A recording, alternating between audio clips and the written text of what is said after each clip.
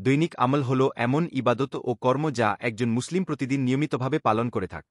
এগুলো ইসলামী জীবনযাপনের অত্যন্ত গুরুত্বপূর্ণ অংশ এবং আল্লাহর নৈকট্য অর্জনের মাধ্যম। নিচে কিছু গুরুত্বপূর্ণ দৈনিক আমল উল্লেখ করা হল।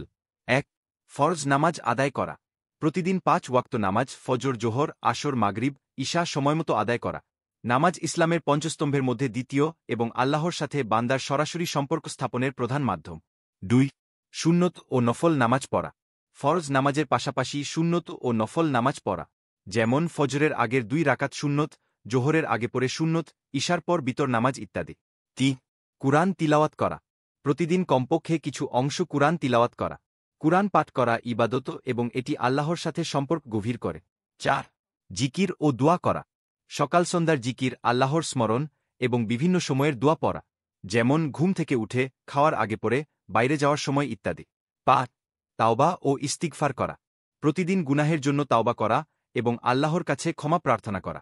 ইস্তিগফার হল আল্লাহর রহমত লাভের একটি গুরুত্বপূর্ণ উপায়। ৬. সদকা দেওয়া। সামর্থ্য অনুযায়ী প্রতিদিন সদকা দেওয়া। ছোটখাটো সদকাও আল্লাহর কাছে গ্রহণযোগ্য হতে পারে। ৭. পরিবার ও সমাজের প্রতি দায়িত্ব পালন। পরিবার, পাড়া প্রতিবেশী এবং সমাজের প্রতি দায়িত্ব পালন করা। সবার সাথে ভালো আচরণ করা এবং তাদের সাহায্য করা। ৮. নিয়ত ও আত্মসমালোচনা করা। প্রতিদিন রাতে শোয়ার আগে নিজের আমল ও নিয়ত পরীক্ষা করা। ভালো কাজগুলো ধরে রাখা এবং ভুলগুলো সংশোধনের চেষ্টা করা। না. সকাল সন্ধ্যার দোয়া ও জিকির। সকাল সন্ধ্যার নির্দিষ্ট দোয়া ও জিকির পড়া। এগুলো দিন ও রাতের বরকত ও নিরাপত্তার জন্য গুরুত্বপূর্ণ।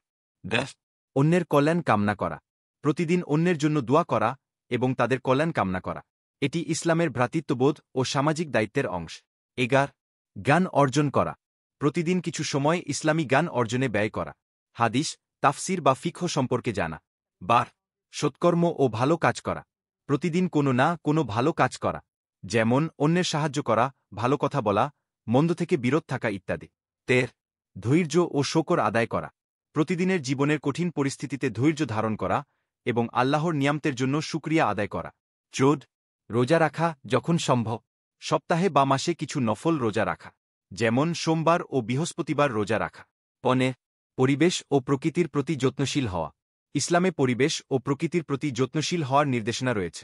প্রতিদিন এ বিষয়ে সচেতন থাকা। এই আমলগুলো একজন মুসলিমের দৈনন্দিন জীবনে আল্লাহর সন্তুষ্টি অর্জন এবং আত্মিক উন্নতির জন্য অত্যন্ত গুরুত্বপূর্ণ। প্রতিটি আমলি ইবাদতের অংশ এবং এগুলো পালনের মাধ্যমে একজন মুসলিম তার ঈমান ও তাকওয়া বৃদ্ধি করতে পারে।